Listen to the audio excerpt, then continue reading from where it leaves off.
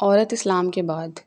جب ہمارے رسول رحمت حضرت محمد مصطفیٰ صلی اللہ علیہ وسلم خدا تعالیٰ کی طرف سے دین اسلام لے کر تشریف لائے تو دنیا بھر کی ستائی ہوئی عورتوں کی قسمت کا ستارہ چمک اٹھا اور اسلام کی بدولت ظالم مردوں کے ظلم و ستم سے کچلی اور روندی ہوئی عورتوں کا درجہ اس قدر بلند و بالا ہو گیا کہ عبادات و معاملات بلکہ زندگی اور موت کے ہر مرحلے اور ہر موڑ پر